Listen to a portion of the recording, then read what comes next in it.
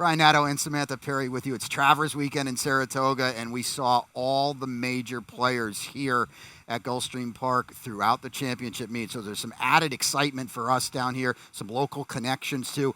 All three winners of the Triple Crown as well. So kind of an exciting Midsummer Derby up there. It's going to be a huge weekend. Like you said, a lot of them we saw right behind us in the paddock here, including champion 2-year-old Forte, of course, Arcangelo, Mage. It'll be a fun day. Yep, and your top pick is that champion 2-year-old Forte, the Curlin, Florida Derby winner as well. Unfortunately missed the Kentucky Derby. He was second in the Belmont, won the Jim Dandy at Saratoga, did it the hard way, and showed he's got some fight in him too. He does, and that's kind of something that has been a bit questionable with him as of late. He always seems like a horse that just does the least amount of work possible to get the win, and he showed a lot of heart last time in the stretch run. It was a sloppier track that day, and I think that he's just coming into this race in great form. That's a great little leg up to this race here.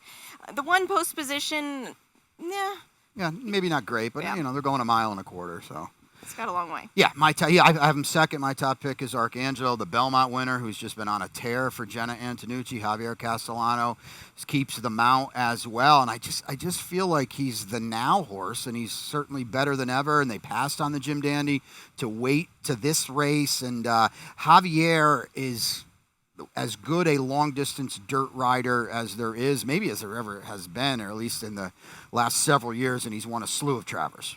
Yeah, and this is a horse, too, that the distance is going to be no problem for him. And when you look at him physically, you never would think that he could just run for as long as he does and as hard as he does. But he's just truly a machine, and he's going to be so tough in this spot. I think he's clearly the horse to beat here. Disarm was a very sneaky and pretty good fourth in the Jim Dandy. He was late on the scene, and he ran a race that says, you know what, this mile and a quarter might hit him right between the eyes. Yeah, I agree completely. And this is a horse for the connections, I think, has been a little bit frustrating to kind of get a hold of because they know he's got the talent, and you can tell that it's there. It's just a horse that he's just hasn't put it all together yet, Yeah. Brian. Blinkers go on. Maybe that could be it right there. The Kentucky Derby winner, Mage, the second in the Curlin, Florida Derby behind Forte. We're all rooting for him, but we're also gambling here, and that's what we're trying to do and steer you in the right direction. He's got to beat me tomorrow. Yep, he does indeed, and unfortunate that jockey Louis Size is not able to ride him, but he does get Flavien Prat in the saddle. I think this is going to bring a whole new dynamic to this horse here today. Flavien Prat is a very quick and smart thinking rider.